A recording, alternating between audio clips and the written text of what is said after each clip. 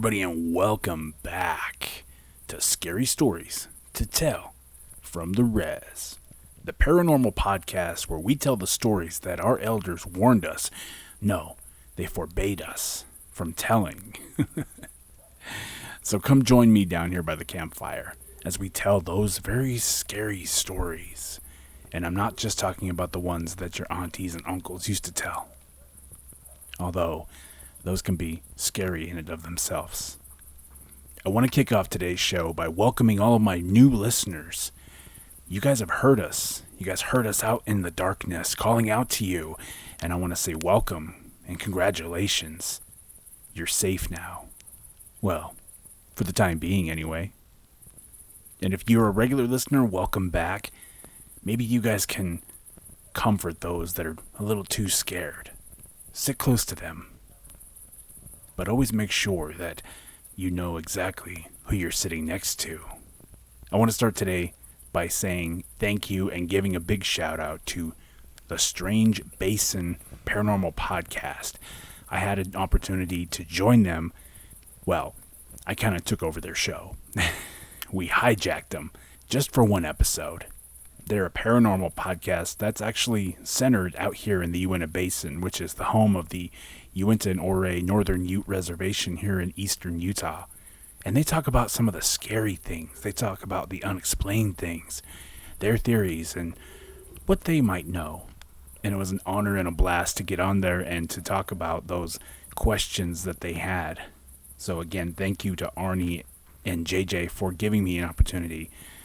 And if you guys want to hear that episode, I'm thinking about putting it together and putting it here on the show for my listeners. But if you want to go out and support them and listen to their show, tune on over to channelx94.com.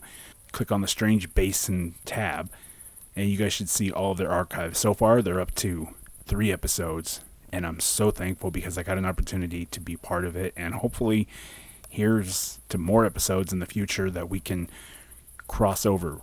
We can abduct each other's show. Who knows what the future might hold. And on that episode that I got to be on, we talked about some of the scarier things, the questions that they had. They wanted to know about skinwalkers. We talked about water babies because that is something that they did talk about, and I wanted to give my perspective, a little story, and tell my story and experiences that I had with water babies. We talked about the Ute Tales book, Basket Lady, and even the little people. Oof. Still gives me chills anytime I bring that subject up. But again, go check those guys out.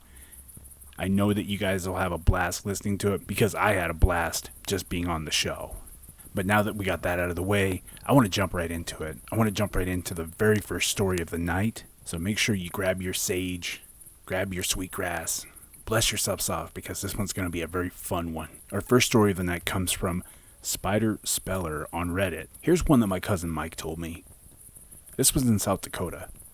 He had gotten a job driving mail from Spearfish to all the little towns out in the middle of nowhere. He'd hit each town once per week and had to get the mail there in time for it to be sorted and ready for people by 8 a.m. That meant driving overnight, since some of them were pretty far. If you've never driven around South Dakota, 2 words that describe most of the state: flat and empty, especially in the middle of the night. You can drive for hours and not see another car, or even lights from someone's house. And because it's so flat, you can see lights from a long way off when they are there. So my cousin was doing this drive, and he had a rest stop where he'd always pull over to go to the bathroom, to grab a snack, drink, and even take a quick break from driving. He said that there was never anyone there. But that was okay. One night, he pulled into the parking lot, and there was this guy standing under the light. He was wearing jeans and a hoodie that had his face in the shadow, his hands in his pockets. He didn't even move when Mike pulled in. He just stayed perfectly still. Mike slowed down and noticed there wasn't a car, a motorcycle, or even a bike in the parking lot. He wondered where this guy came from, realizing that he hadn't seen a car all night, and that there was no sign of a car anywhere along the highway. No houses nearby, nothing. Just open, black prairie, for as far as he could see. He turned to look back, wondering whether he could see if the guy was okay, and he was gone. Mike looked around, expecting to see him walking toward the bathrooms or vending machines. But no, he was just gone. That was enough to creep him out, and he hauled ass to the town where he was dropping the mail, scared to look in his rearview mirror because he was afraid Hoodie Guy would be in the back seat. He made his delivery just fine, and shook off the creepy vibe in time for doing the same run the following week. And that night, he pulled into the parking lot, and there was Hoodie Guy again, face in the shadows, hands in pockets, not moving. Mike didn't even slow down this time. Thank you, Spider Speller, for that crazy story. Now can you imagine just this person standing in the middle of nowhere? Maybe there was a reason why he was hiding his face. Maybe he was waiting to be invited in for a ride. Who knows? I just know that at night, you don't pick up hitchhikers. And maybe that's for good reason. Maybe even a lost soul looking for a way home. But who knows? I don't know about you, but that one gave me a little chills. We've all been there. We've all had encounters with things like that, or figures, beings, if you will. With that first story out of the way, I want to throw the episode back to a conversation. If you remember our conversation with Wolfey from the last couple of episodes back, we got a chance to sit down with Wolfey again later on for him to tell his Bigfoot encounters. I know that he had promised us some Bigfoot stories, and kind of had a blast. So I'm excited to play the second half, the second part of my interview with Wolfey tonight. So make sure that you guys have your blankets on, your smudge sticks ready, and I'm going to throw it back to Wolfey and Jay.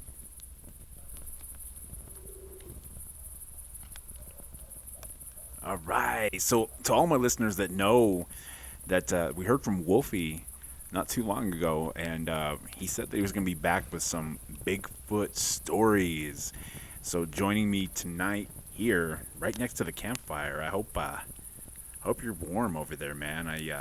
Oh yeah, gonna warm up my bones. So you were talking about how you have encountered some Bigfoot. I know what I'm talking about. I gotta censor that now. Some big feet. Some big feet. You've seen some big feet in your time, huh? Yeah, I've had a close encounter, one or two. Of the fourth kind. Yeah. All right. Well, just like last time, man. I hope you're doing good. It's been a minute since we heard from you, so I hope you're doing good. I hate to go off topic, but Right. We started off on Bigfoot thing. Yeah. Trust me, we're gonna get there. We're gonna get there.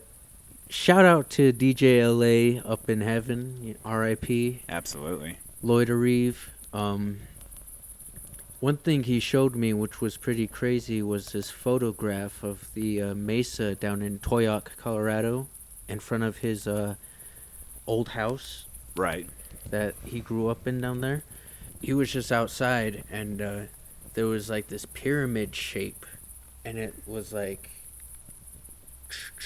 but it was like an outline, and he said it kind of reminded him of a mothership or UFO or something like that.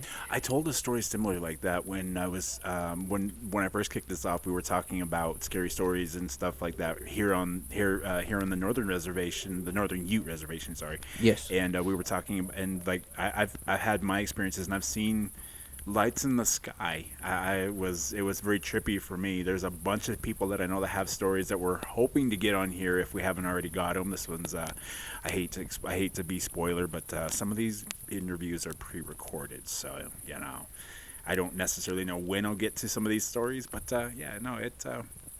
it works out really well. So, but like you said, I love that you said it's hand to mouth. That these stories are hand to mouth. They're in a way they're sort of keeping they're sort of keeping stories and the loved ones alive in that way, and I think that's really what our culture is. It boils down to word of mouth. There's a reason why I know that I don't know how to say this politically correct, the colonizer community. Yeah.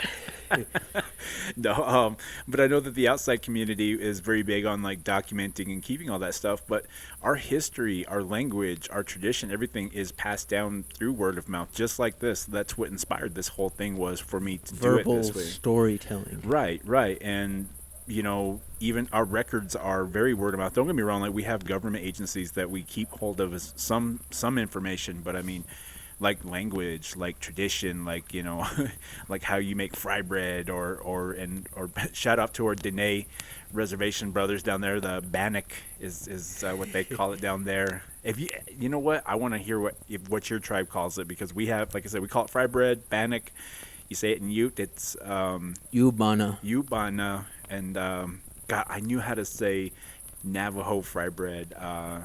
It sounds so weird to think about it, because that sounds kind of like a little racist to be like, no, it's oh my God. Watch, by the end of this interview, I'm just gonna shout randomly, because I'm definitely that dog, you know, what's that dog from Up, you know, the squirrel. That's me. Hi there. But yeah, no, we'll have to talk more about Lloyd and you know, in the next coming episodes and stuff, because he was a big part of who I was. He's actually the reason why I started into podcasting. But that'll probably be more of a deep dive next time we get on here, and I'd love to have you on here to talk about him. And Most definitely. But let's get back to the meat of everything. You were talking about Sea edge. Who? Sea edge. That's how you say Bigfoot in Nuchu. Ute. Ute, yeah. Oh, okay. Sea edge. See, I'm Ute and I don't even know how to say it. You're all right. Sea You know edge. what? I don't know a lot of Ute words, and I'm still learning myself. But I would trip out Lloyd every time I'd speak Ute, because he'd be like, "Oh, I haven't heard that word in such a long time." There's so many signs of what's what I love about being on the reservation, being back home on the reservation, is I see so many signs. Like, the community has done a lot to improve the language. They have signs out, and I can read it. Yeah. It's just a matter of understanding what I'm reading. Yeah. So, but all right, let's take it there, man. Let's go. Where, who, what, when, where, how did this happen? So the first story I'd like to tell is a story going up to Big Springs. That's here in the Uinta Basin, Uinta Inore Reservation, Utah. Me and a couple of my friends, I'll let them remain anonymous because I don't want to get in trouble. Anyway, we were going up there and we were just hanging out, starting a little campfire, and we were just trying to make s'mores, have a good time and everything. And a couple things that were eerie were, it was just us. And out of nowhere, around where the entrance is, we hear this yell or this scream. And it didn't sound human. It didn't sound like an animal. And from watching all the crazy Bigfoot shows, it really sounded like a Bigfoot scream. It was just loud, and every one of us looked over, and we all looked at each other, and we all hopped in our vehicles, because next thing you know, we heard running, and it sounded like whatever it was running towards us. So all of us hopped in our vehicles, and we didn't see nothing after that. We didn't hear nothing after that. We just put out the fire, dumped all our water, all our drinks out on the fire, and got out of there. It was freaky. I was gonna ask you to try to mimic it, but I mean, we're in a closed area. You know what? I just broke the fourth wall. I feel like we're around a fire inside. They got those, right? We're outside by a campfire. Yeah. God. You can hear the fire popping and crackling. That was horrible. But did you ever get a chance to see what it was? I mean, like you said, you threw your stuff down and you just took off. No, we never got a chance to see anything after that. No one wanted to stick around. And the second one, I really can't say for sure where we were, but I want to say somewhere on the top of the mountains, Uinta Mountains. Oh, okay. You know what I'm talking about, right? Oh yeah, I'm very familiar. It's like top of the world. The Mount. What are you calling it? The Mount Everest of the Uinta Reservation. Yeah. you know what I'm saying. Know what I'm saying? Anyway, we were up there and we were just hanging out, cruising. This was winter time though. So the snow was deep and it was very, very hard to traverse, I guess is the right word, navigate our way through, because we were making new roads and we were making new paths that were like covered. And they used to say way back when the average snowfall down here in Fort Duchesne area would be 6 feet. Like way back when. That's how it was up there. 5-6 feet. It was like, good golly. That's how we can tell you're native. You just use the phrase back then. Way back then. Before internet, before Instagram and Facebook. Don't you? Oh man, I learned the phrase a long time ago in Ute. Oh my God, what is? Oh, that sounds scary. It wasn't what I was trying to do. I'm gonna pull up. While you're talking about Bigfoot, I'm gonna look for some. So it was winter and it was snowy, and the snow was deep.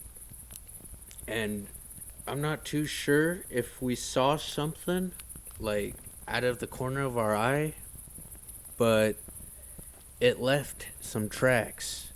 There were some pretty big tracks up there, and you could tell the difference between elk and deer when they traverse in deep snow. Right. They have, because they leave 4 or more hoofs.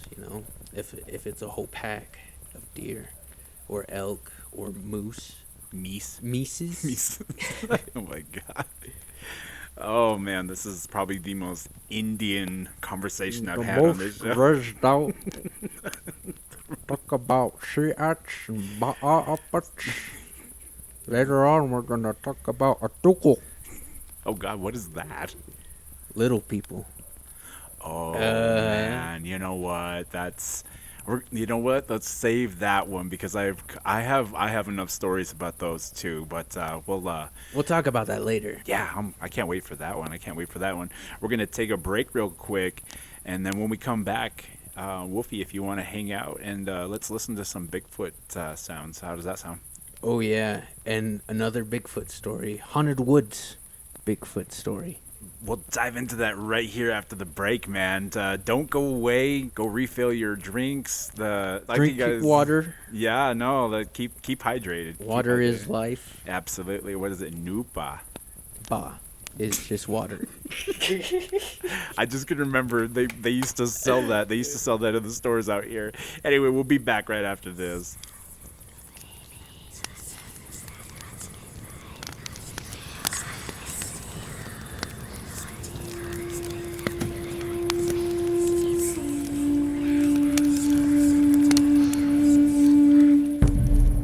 This is Justin Levitt, a.k.a. Justin St. Native, coming at you from scary stories to tell from the res, reminding y'all to keep it paranormal.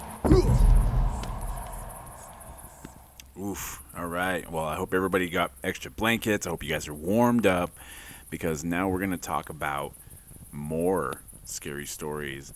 But did you enjoy your break? Oh yeah. Got some water. That lifeblood in you, man. I wanted to listen to since we're talking about Bigfoot today, I wanted to listen to some Bigfoot sounds. Maybe you might recognize some. You never know. Maybe you might, Wolfey. Okay. So this one's back from 1978.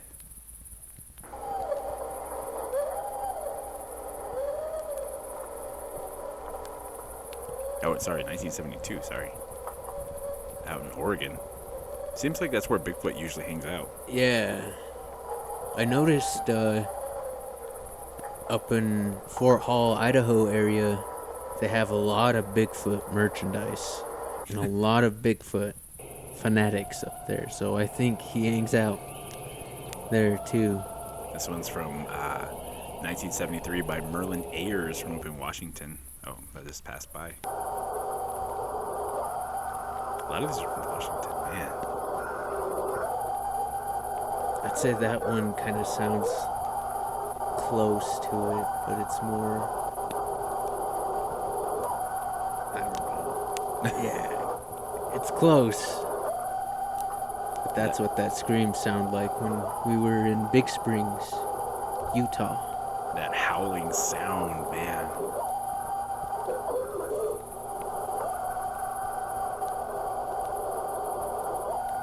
You know, being out here playing this kind of music, probably, or playing these sound effects, probably isn't smart, but you know. Nah, we'll be alright. I think the closest I've heard Bigfoot being in Fort Duchesne would be the old BIA station. I'm not too sure who, but I remember someone saying they seen him down there crossing the road. We got a lot of tall people out here, so there's... Oh yeah, it could have been a tall person. One of them tall Indians. This one's, 1978. Like I said, a lot of these are from Washington area, man. It would be interesting to go up there and check that out. Oof. 93, the year after I was born.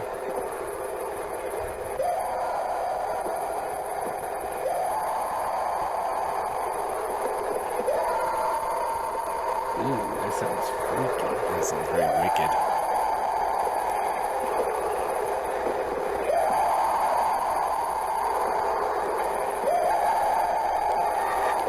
Big shout out to Central, Sasquatch Central 2.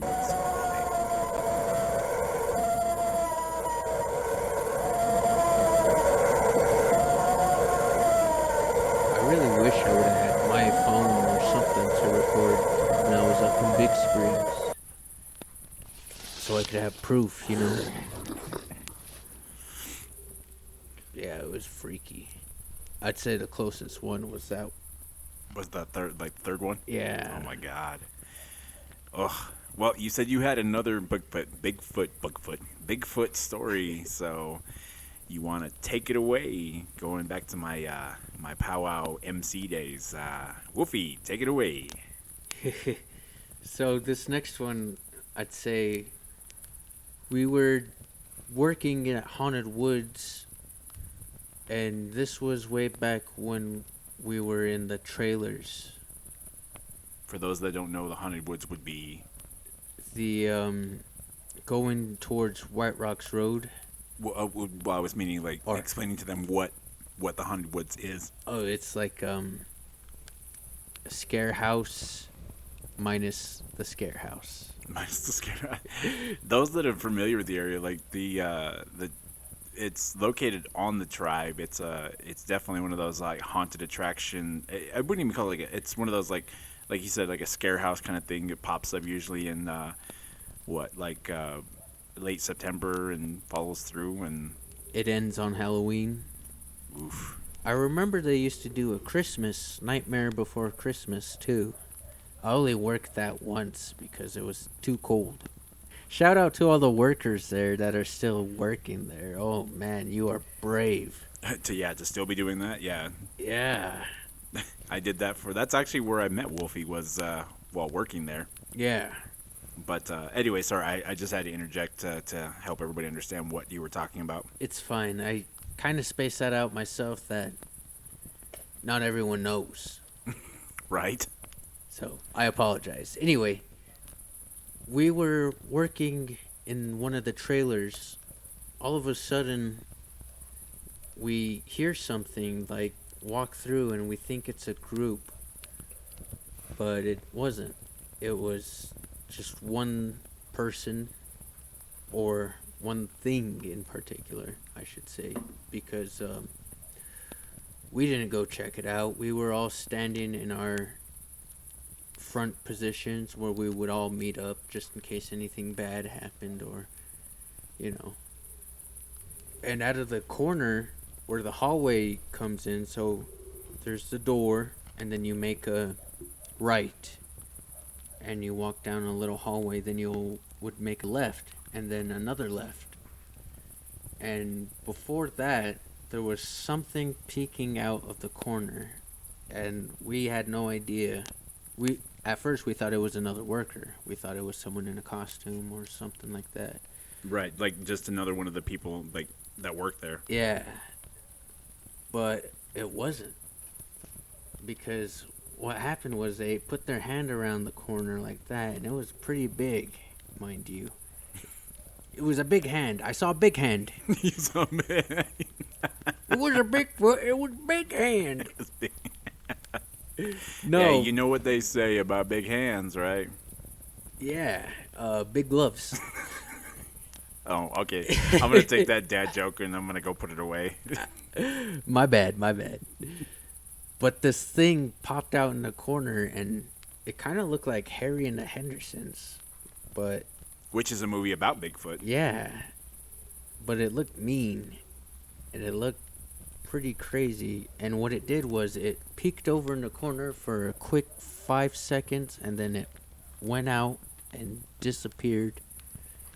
What's weird was one of our coworkers, who we thought it was, came out from that corner, and yeah, they said they didn't see nothing or anything like that. It was just freaky. One thing I won't forget that they said too before coming inside was, did someone fart? Like, for real, they said that, right? Ew, did someone fart? Or did someone queech themselves? If you don't know, queech means number two. Number 2. Number two. Well, that's extremely important because like that's something that is associated with Bigfoot encounters is the smell of rotten eggs or something like Something nasty. right, something Yeah. dead almost. Yeah. And that's what they said. And we were all puzzled because we were like, we thought that was you, messing with us. And it was weird because they had food. They had, that's why they were kind of upset about the smell, because they came back with an Indian taco, for those of you that don't know, which is fry bread, beans, sliced tomatoes, sliced onions, lettuce, and it's pretty good. Oh, those like a majority of my listeners definitely are indigenous listeners, and so like if you don't know what an Indian taco is, for the non-indigenous community would be the equivalent of a Navajo taco or a Navajo taco. I went out to the city for a while, and man, did Navajo. You ever seen Young Guns? Oh, absolutely. Who hasn't? Navajo. Shout out to our Dene listeners out there. Man. I apologize. No hard feelings. Right. You can make fun of me, man, and I'll be perfectly okay with it. Well, that goes back to that whole like that the Utes and the Navajo were enemies. Yeah, that's a crazy history. I still need to look into that. We were talking about that before with the Skinwalker Ranch series that was out there for a while. Like they were talking about how one of the theories that they had was that it was a Navajos that had put a curse on the Utes, and that's why there's so much stuff that goes on out here. But I'm just like, I It's a little too woo.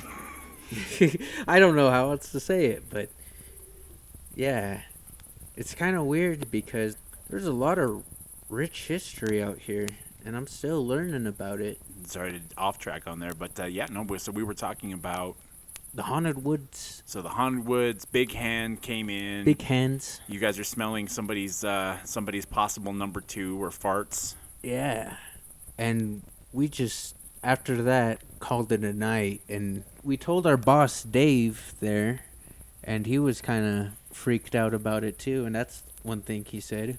Oh, it was Bigfoot. It was Bigfoot. I like how casually he can just be like, "Oh yeah, no, that was Bigfoot." Like, what? Yeah, like nonchalant. Like that doesn't scare him. I think because how he thinks is if he doesn't bother it or look for it, it won't bother him. But that's how I was kind of brought up too. Like don't go looking for that or bother that. Right, right. That's part of the whole culture. That's what I was always taught growing up was the whole you don't bother it, it won't bother you. This whole show is predicated on telling scary stories, the stories that we were told as kids not to talk about, and it's actually the way that I introduced this whole show. If you listen to the top of this episode, that's usually how I introduced everything. So Yeah. yeah, no, if you guys have got more Bigfoot stories, I would love to dedicate just a full episode of Bigfoot. I think that you said you had more stories.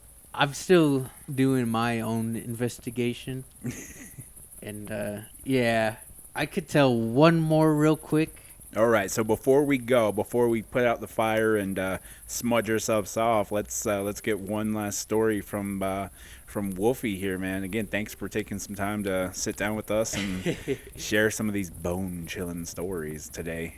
I have more, but it was another night, and we went down to south of Ouray on the Uinta and Ouray reservation in Utah here. I just want to say I got chills right out of the gate. Anything in Ouray, anything close south of Ouray. Okay, Ouray itself is scary as is. I worked out there in the oil field, and Yeah. I ran night shift out there, and yeah, no, that area is just. I don't want to call it bad juju, but it's got some history out there. I've seen some stuff, and yeah, I've in the sky as well. I never got that. I never seen anything in the sky.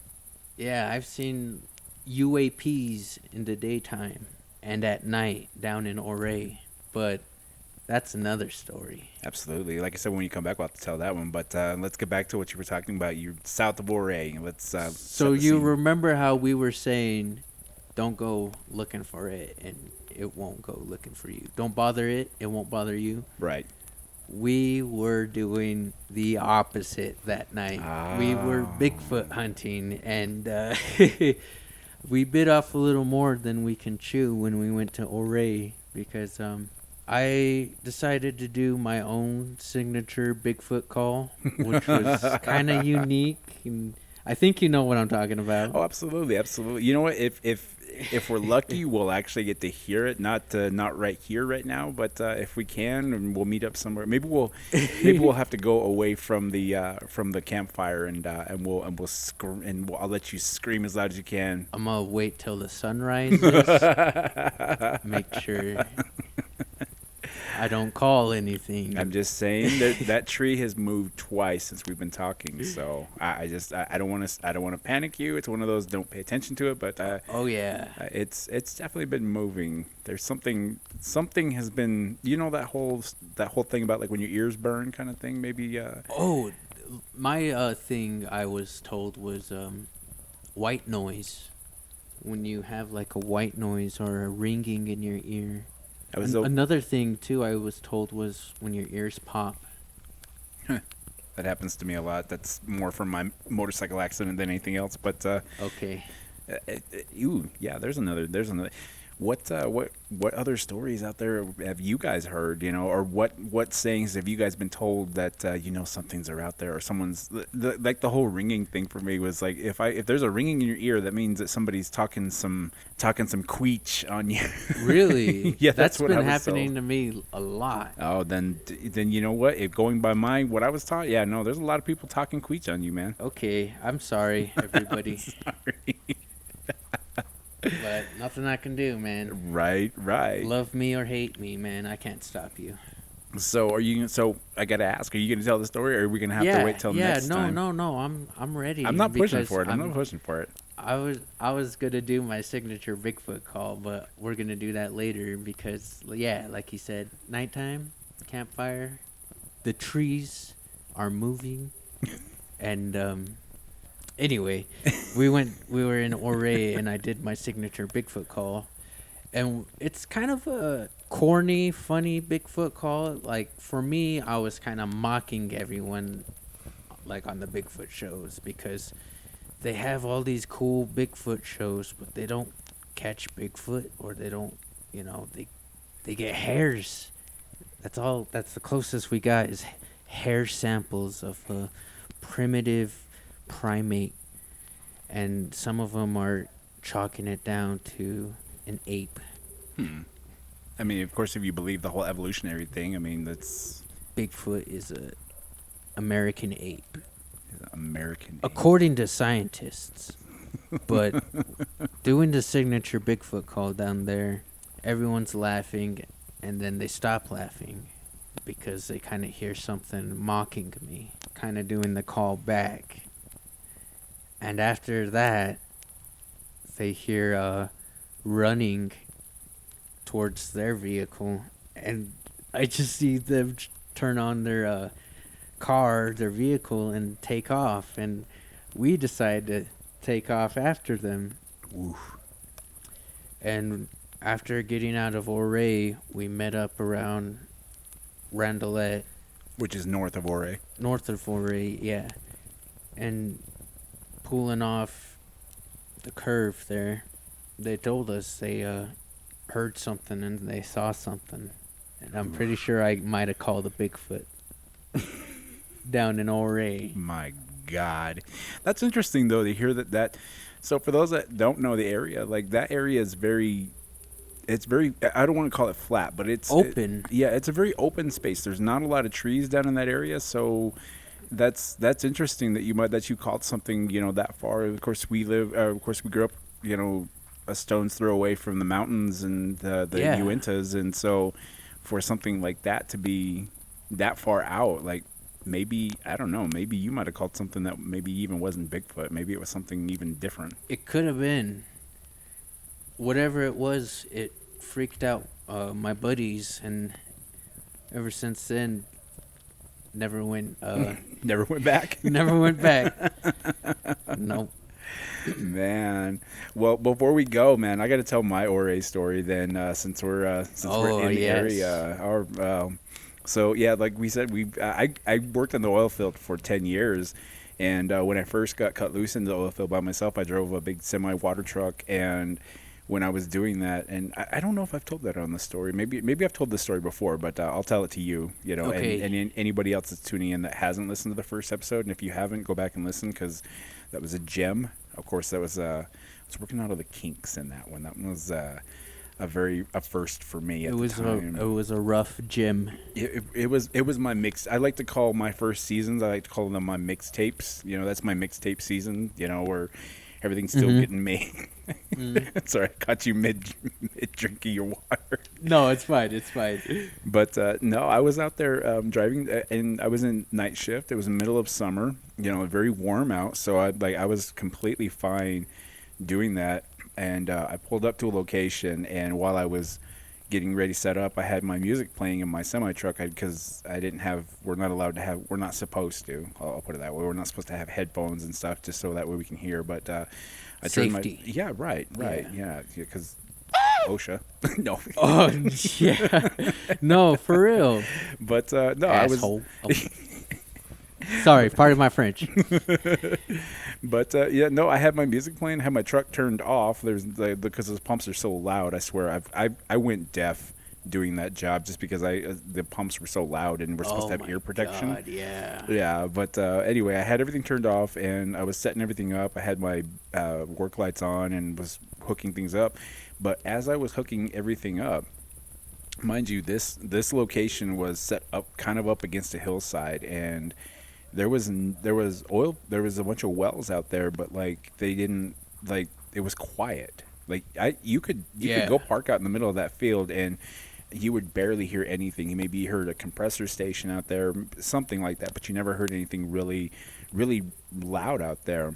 But this time I was out there, and I was, man, I was hooking everything up, got everything going, everything was ready to go, and as I was walking toward while I was walking toward the location or the well, I heard something whistling, like a, and it wasn't like a somebody was like something with like a piece of machinery was whistling. Like, it felt like a deliberate whistle, like something was trying to get my attention. Like someone was whistling at you. Right. And I don't mean like those cat calls, that No. trust me, if somebody had been whistling at me like that, I would have taken that as a compliment, so. But no, like this thing was deliberately whistling, and I heard it, and I stopped in my tracks, and I was just thinking to myself, I was like, what the hell was that? Like, I don't remember anybody out there. And again, it's so flat out there, like you can see any vehicle or out there, and there's nothing out there. Yeah. And so I kind of just brushed it off, whatever, and kept doing my job.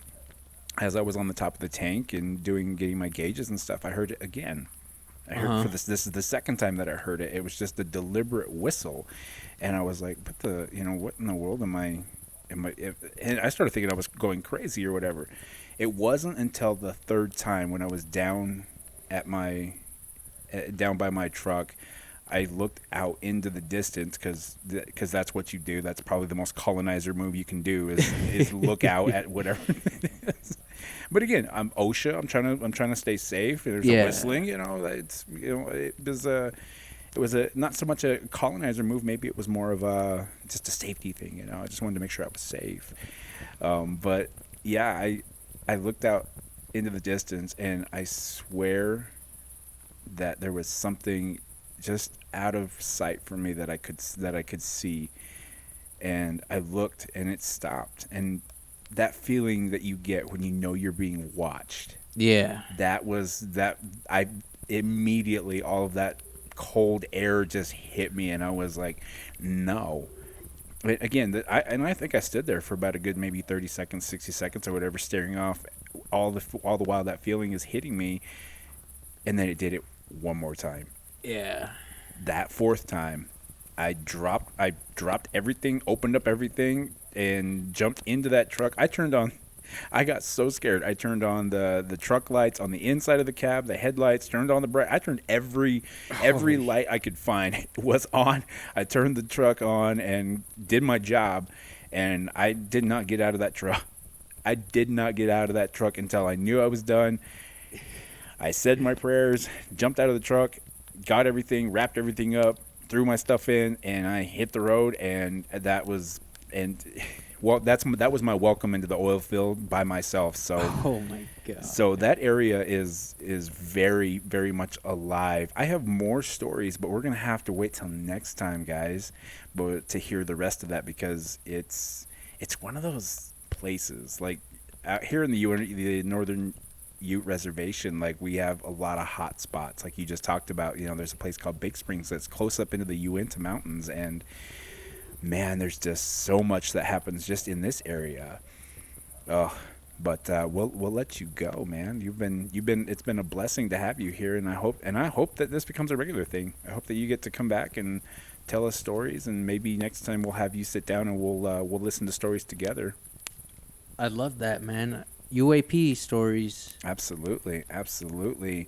And with that, man, I want to throw it out to my listeners. If you've got some scary stories, man, don't be afraid to call them in, to email us. You guys can hit us up at scaryresstories.com or at gmail.com. Sorry, I haven't gotten that far. I trust me, it's coming. But yeah, no, like I said, I want to hear your stories. If you want to type it out and we'll read it on air. If you want to set up a time where you can call and we can record it, man, like that, I'm here for it. That's exactly what we do here. We tell the stories that our elders warned us, forbade us from telling. And with that being said, guys, like if you got any stories, Bigfoot stories, I'm always looking for Bigfoot stories. Oh, there is one request I want to ask you if you might have this before we go. Okay. Basket Lady has been a topic that has been requested several times. Do you have any? Nothing really, unfortunately, but I have some shadow people stories. Oh, absolutely. We're definitely going to check that out next time we come on. Next time you get here, we're gonna go for that one, because I have my shadow stories. Again, if you haven't, Wolfey, have you listened to any of the show yet? Not yet, but I'm ready to listen. Oh, absolutely. Well, next time, next time, come prepared. No. Yeah, no, for real. I apologize. You're good. I've been living under a rock. With the way the world is nowadays, I don't think that that's such a bad idea to go live under a rock. Live in your teepee and keep the flap closed. Yeah. Well, thanks, guys, so much for listening. And with that being said, I'm going to throw it to Current Jay because, like I said, these are a little pre-recorded. So I'm going to throw it to Jay on the other side of this. And till next time, guys, we'll hopefully Wolfey's going to have more stories, and maybe even Wolfey might be able to bring us some friends next time. I'm here for it. Awesome. Well, thanks, guys, so much. So, Jay, back to you. Well, thank you. And I want to thank you guys all for tuning in to this week's episode of Scary Stories to Tell from the Res Paranormal Podcast. You guys have been amazing. That was a lovely trip down memory lane, getting to hear those stories and a time that I recall being at the Haunted Woods area. And we'll have to have Wolfey back. I'm super excited to have and to hear more stories. But with that, let's go ahead and put the campfire out. And let's bless ourselves off.